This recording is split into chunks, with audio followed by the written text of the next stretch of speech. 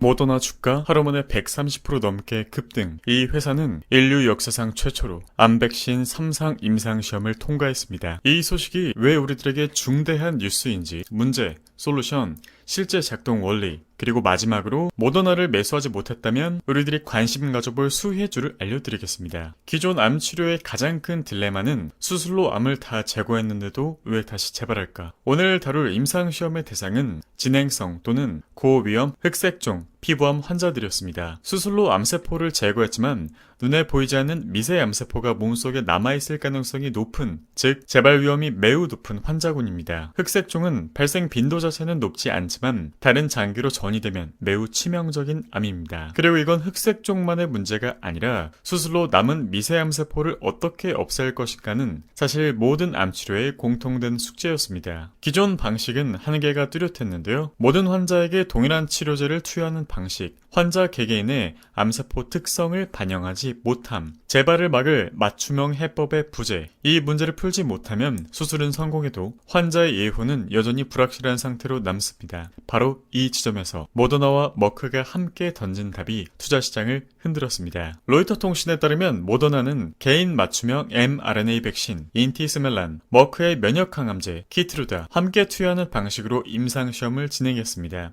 결과는 명확했습니다. 1차 평가 목표 충족, 암 재발을 유의미하게 감소. 2차 평가 목표에서도 긍정적 결과, 암이 다른 장기로 퍼지는 것을 막는 무전이 생존율 개선. 무엇보다 중요한 건 이게 초기 실험이 아니라 100명 이상이 참여한 3상 임상이라는 점입니다. 신약 개발에서 3상을 통과하는 것은 상용화 직전의 마지막 관문, 즉 하늘의 별 따기입니다. 이 단계에서 암 백신이 유의미한 결과를 낸 것은 이번이 인류 역사상 처음입니다. 물론 이번 결과가 곧바로 상용화를 의미하진 않을 겁니다. 연구진은 현재 전체 생존율 등 추가 지표를 분석 중이며 구체적인 데이터는 향후 국제학회에서 공개될 예정이니까요. FDA 승인 신청 시점도 아직 확정되지는 않았습니다. 하지만 시장이 이렇게까지 반응한 이유는 단 하나, 암 발생 원리는 대부분 비슷하기 때문에 이 성공 공식이 다른 암종으로 확장될 가능성이 크다는 기대감 때문입니다. 그렇다면 이 맞춤형이라는 단어, 실제로는 어떻게 구현될까요? 두 단계로 나눠보겠습니다. 첫 번째 스텝, 인티스멜란, 개인화된 표적 설정. 연구진은 각 환자의 종양을 분석해 개인마다 암세포에 존재하는 특정 돌연 변이를 찾아냅니다. 그리고 이를 기반으로 환자 한 명을 위한 백신을 개별 설계합니다. 즉 모든 환자에게 똑같은 백신이 아니라 환자 수만큼 다른 백신이 존재하는 구조인 거죠.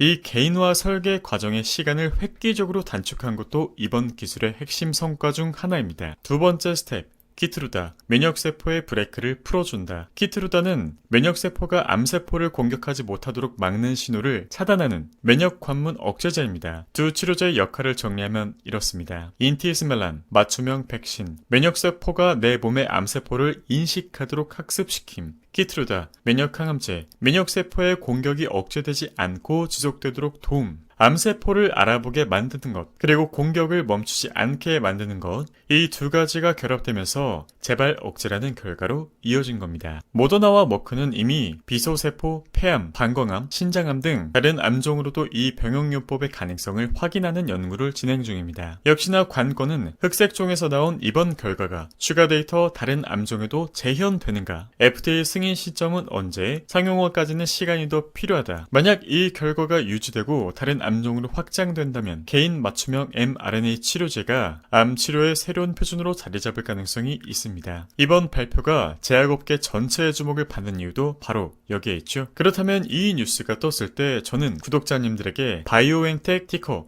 BNTX라는 기업을 안내해 드렸는데요. 실제로는 어떻게 활용했는지 실전 사례로 보여드리겠습니다. 어제 프리마켓 기준으로 104달러에서 105달러까지 움직이고 있었을 때 안내를 드렸고, 목표가는 대략 이렇게 설정을 했고 목표 수익률은 이렇게 세팅이 되어 있습니다. 실제 프리마켓에서 진입한 이후 바이오엔텍은 고가 기준 115달러 부근까지 상승했죠. 왜 바이오엔텍이었을까요? 일단 첫 번째 근거, 같은 기술, 다른 회사라는 연결고리가 있었기 때문입니다. 모더나 모더나 머크가 검증한 건 사실 개인 맞춤형 암백신이라는 기술 카테고리 자체입니다. 모더나만의 전유물이 아니라 같은 방식을 쓰는 다른 회사에도 적용되는 이야기죠. 바이오엔텍도 제넨텍, 로슈 계열사와 함께 같은 원리의 개인 맞춤형 암백신 오토진 세부메란을 개발 중입니다. 대장암, 췌장암, 흑색종 등으로 적용 범위를 넓히고 있고요. 그리하여 모더나의 3상 성공은 같은 원리로 만들어진 바이오엔텍 후보 물질도 성공할 가능성이 있다는 기대를 시장에 심어준 셈입니다. 다만 정확히는 아직 이상이란 점. 근거 두 번째, 계란을 한 바구니에만 담지는 않은 회사다.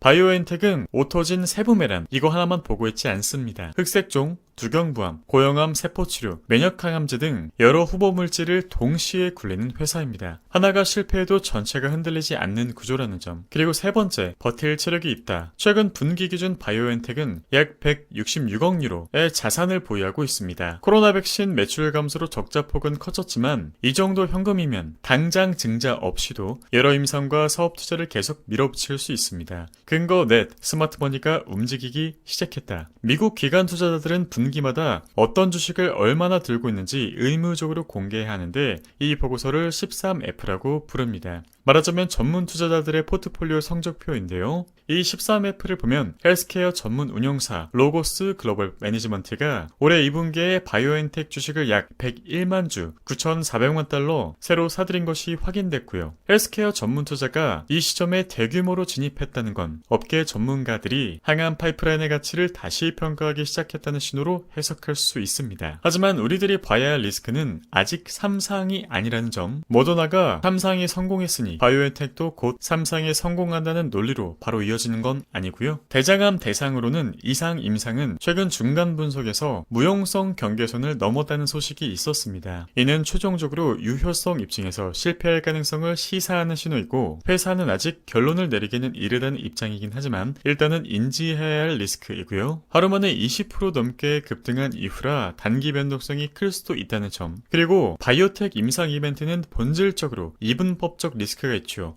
성공 아니면 실패다. 그래서 손절 라인을 지키는 원칙 자체가 이 리스크를 관리하기 위한 장치라는 점 다시 한번 강조드립니다. 수술 후 재발이라는 오래된 난제에 mRNA 기술과 면역항암제의 조합이 처음으로 3상급 답을 내놓았습니다. 물론 상용화까지는 아직 몇 단계가 남아있지만 암치료 패러다임이 바뀌는 초입을 우리가 지금 보고 있을 수도 있는 겁니다. 그리고 그 파도는 모더나 한 종목에만 머무르지 않고 바이오엔텍 같은 2차 수혜주로도 이어지고 있습니다. 실제 투자 클래스에서는 메세라라는 종목을 통해 플러스 100% 가까운 수익을 이뤄낸 전례도 있었죠. 미국 주식 투자 클래스 모집은 9월 9일 수요일부터 진행될 예정이니 참고되시기를 바라고, 이 기술이 다른 함정으로 확장될 경우 관련 밸류체인 기업들은 어떤 곳이 있는지도 다음에 짚어보도록 하겠습니다. 감사합니다.